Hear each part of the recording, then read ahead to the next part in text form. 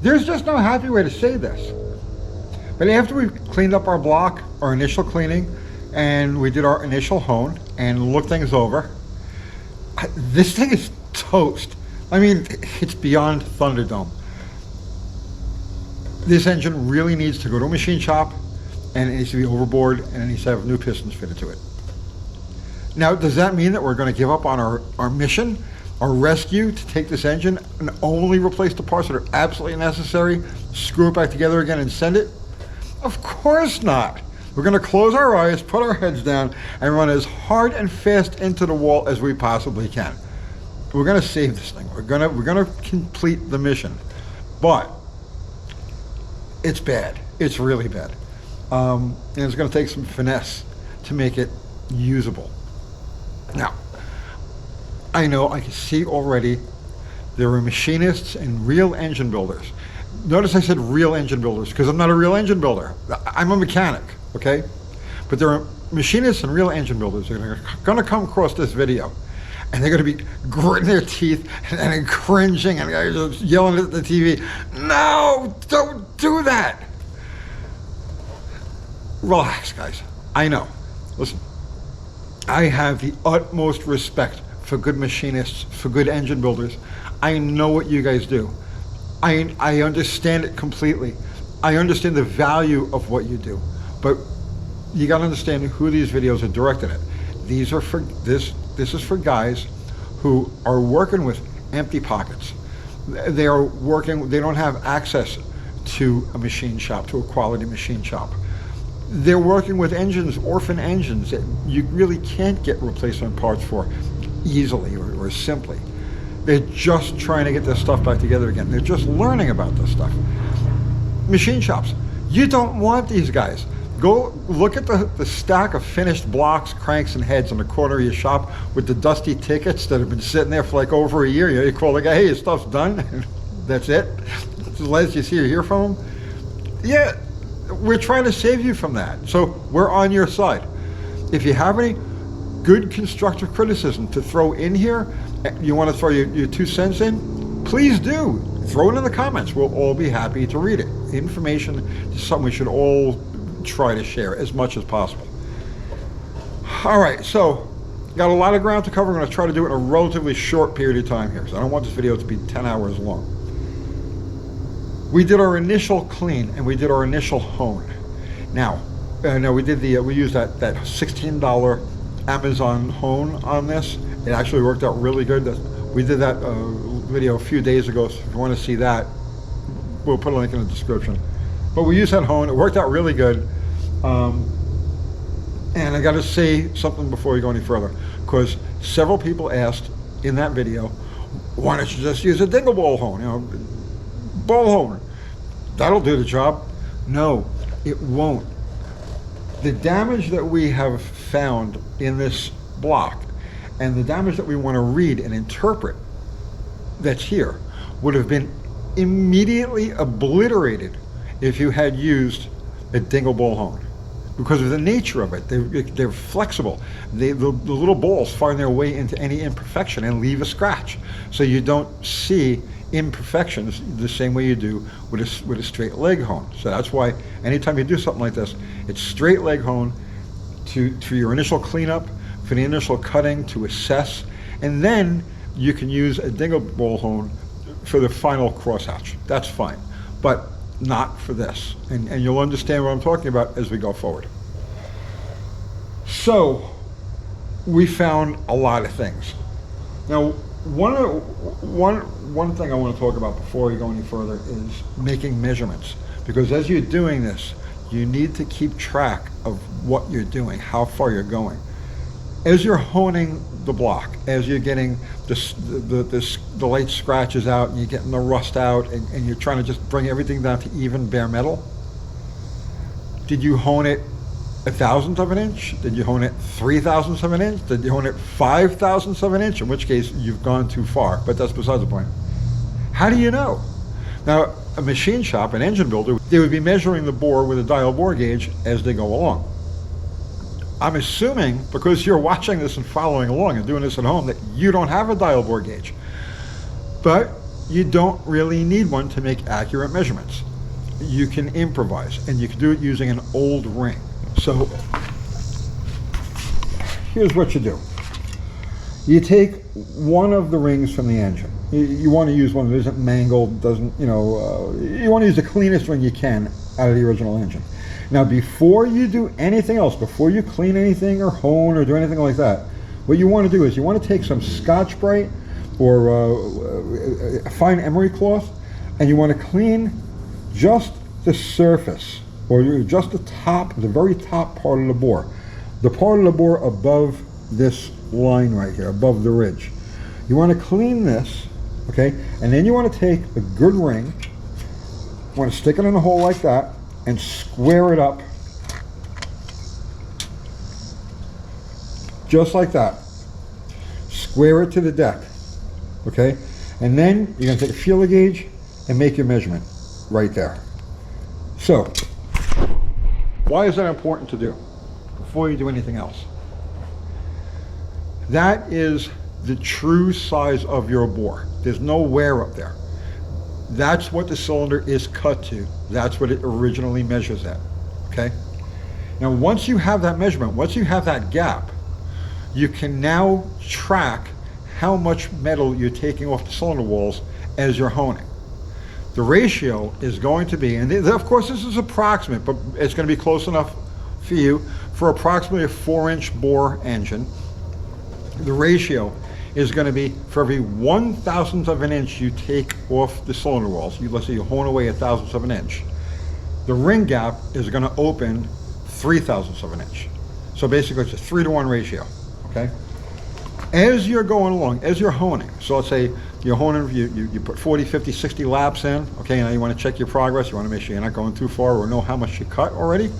What you want to do is, you take your measurement again at the top there, okay?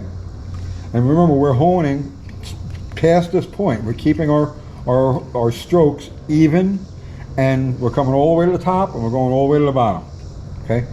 So you're going to take that measurement again. Then you're going to take a piston like this with no rings, and you're going to push this thing down about, let's say, 1/3 of the way.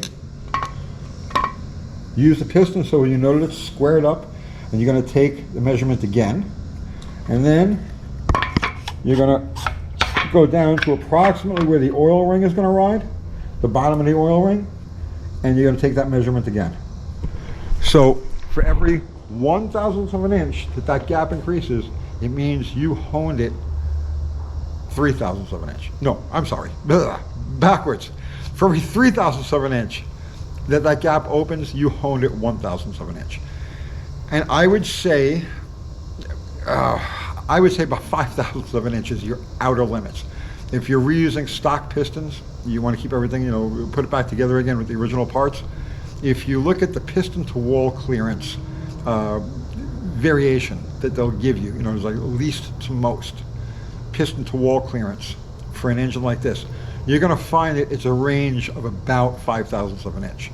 So once you've gone past that 5/1000ths of an inch as far as hone goes, and keeping a cylinder wall straight while honing that much off of it is very difficult. It takes very disciplined moves, right?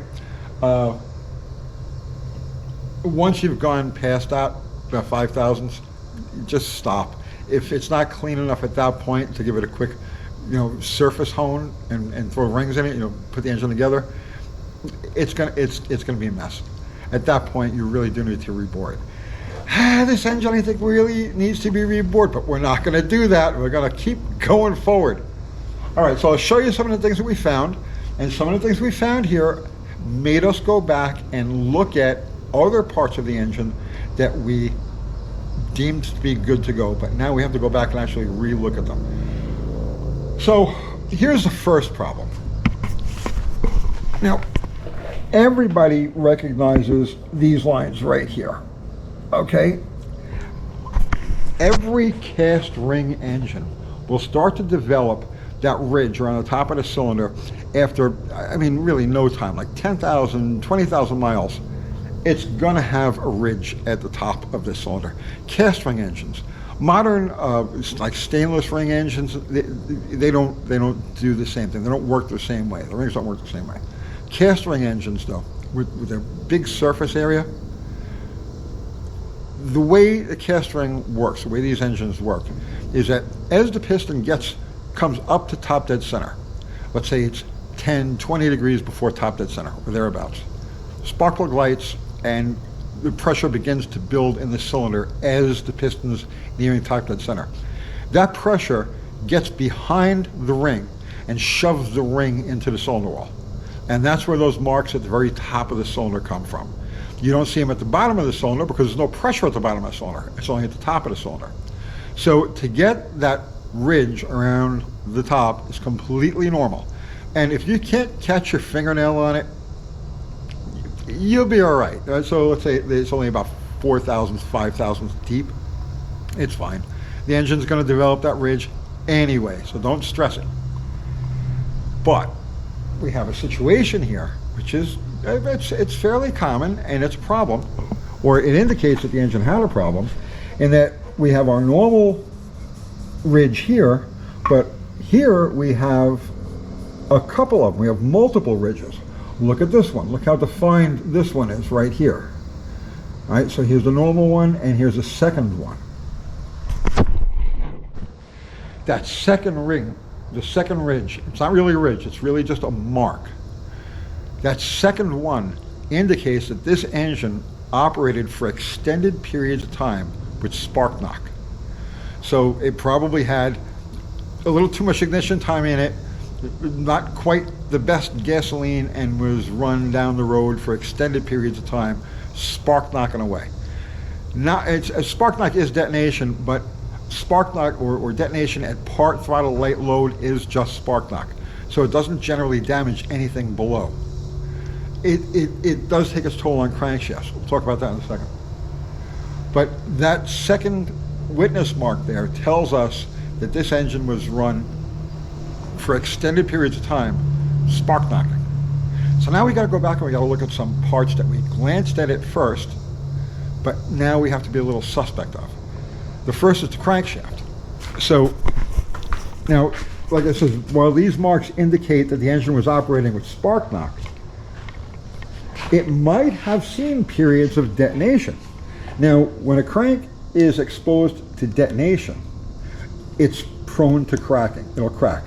Now, we rang this crank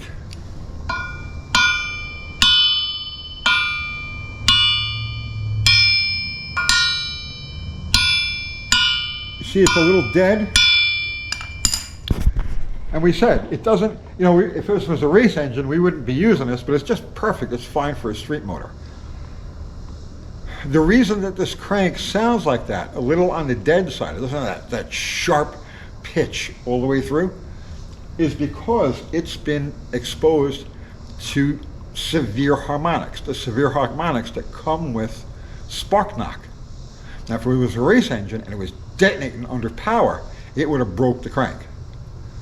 Cracked the crank, for sure. But that's why this thing sounds a little played out, because this thing went for hundreds, maybe thousands of miles, just lightly rattling, you know, lightly spark knocking as it went down the road. So the crank is suspect. At this point, I would be looking at, so when crankshafts crack, okay, they crack in the cheek area right here. So the inside, that's not crack. The inside of the radius right here in the cheek is where they'll crack. So you want to inspect this. You want to clean this really well, and you want to look for any cracks, any lines that appear in that radius right there, okay? If you're dealing with a crank that's been chromed and you see a jagged crack in it, it doesn't necessarily mean that the crank is cracked. It means that the chrome is cracked. Jagged cracks are generally benign. If it's a straight crack and you get a very dull, you're going to ring the crank and you get a dull, you know, like a dull thud there, that crank is done. Because a straight crack begins in the middle of the crank and work its way out. Jagged crack starts on the outside and it's generally in chrome, works its way in. It's a judgment call, okay? But a straight crack is doom. It means the crank is absolutely over. So you can do a visual inspection. You don't have to magnaflux things. You can do a good, clean it really well, do a good visual inspection, and you'll see it if it's cracked. And you check each of those radiuses. The other thing we want to look at is the rod bearings. So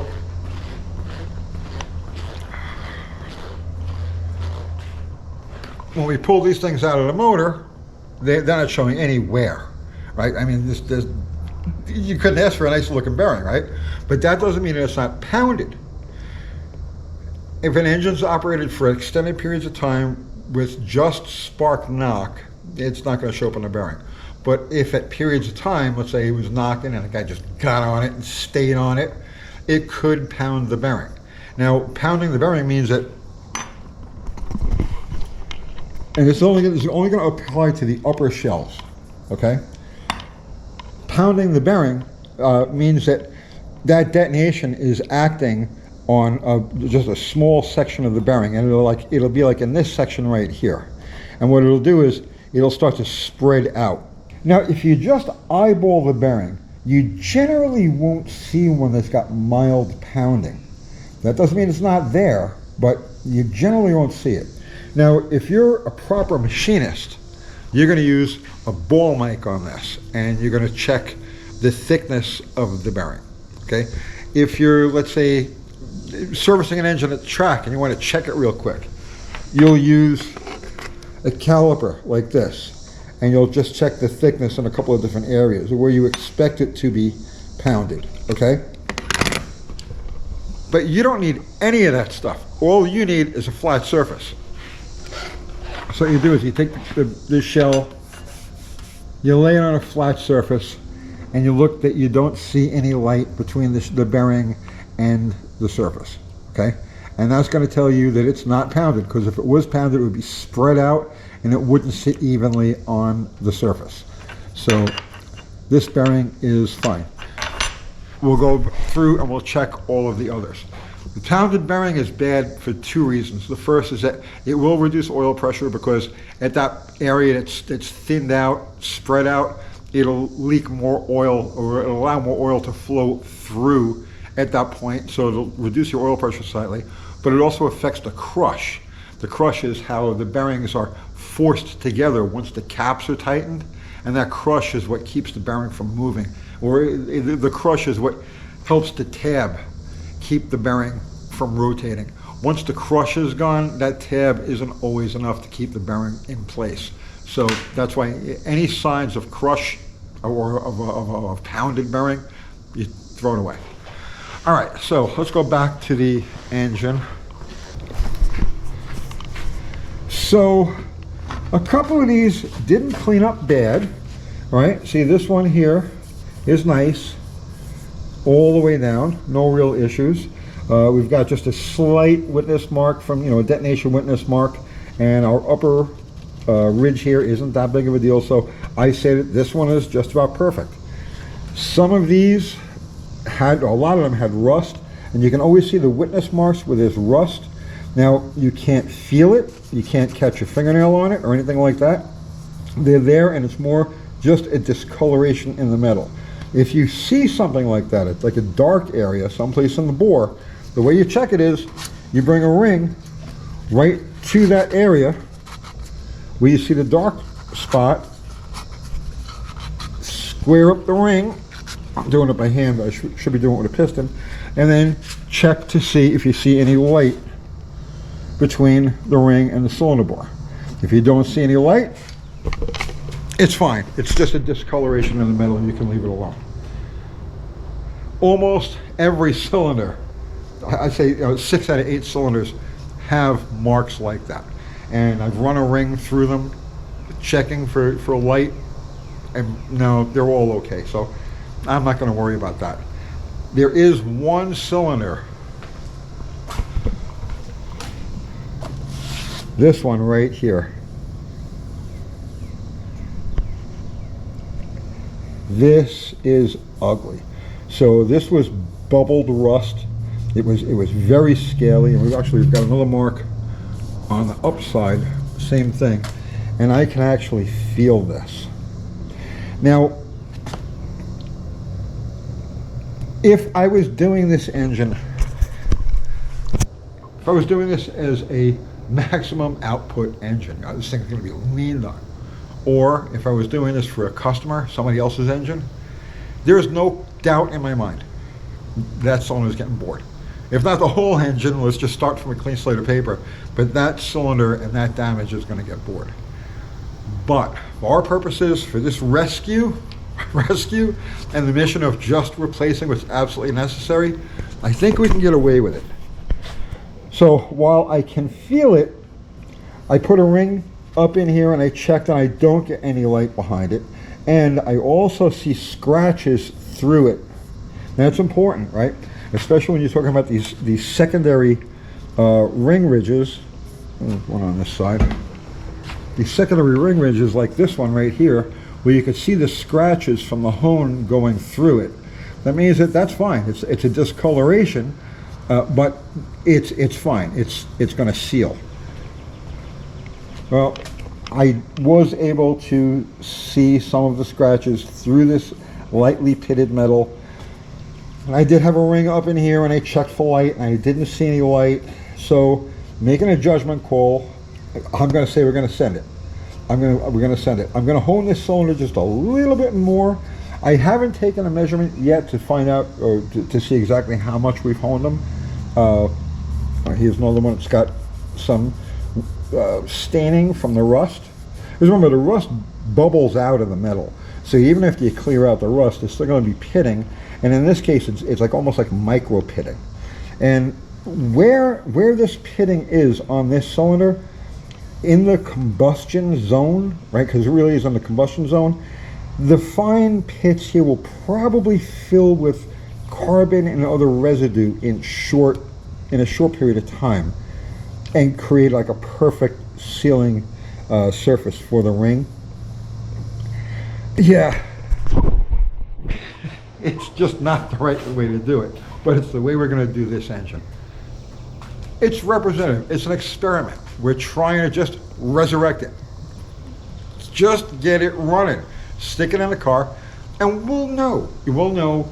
We'll keep track of each cylinder and the damage that was done to each cylinder, and we'll check it as we run. We'll look at plugs. We'll look at see if it's using any oil. We'll do compression tests on it, and we'll see if these backyard hack repairs are going to actually hold up and this engine does what it's supposed to do. From experience, I know that it'll run right, but textbook-wise, everything we're doing here is just wrong. All right, that's as much as I want to talk about this for right now. The next step here is to actually clean the block. You get all the old paint and crust off the outside of it, clean out the inside, use gasoline and whatnot, get it nice and clean, and then do a final hone, and that'll be the hone that the rings are going to actually sit on. And then another clean after that to just get rid of the little bit of residue that's left over from that. And then we can start assembling. The next time around, we're going to talk about fitting pistons. Because the measurements that you're going to make here now are important when it comes time to reassembling this, to make sure that the biggest piston, because they're all going to be slightly different, are going to end up in the biggest bores, because they're all going to be slightly different. This engine is no longer like a uniform piece. It's going to have individual fingerprints, and you're going to have to put it back together again so that those fingerprints kind of like mesh with each other. All right, that's it for now. I hope you enjoyed that. I'll see you tomorrow.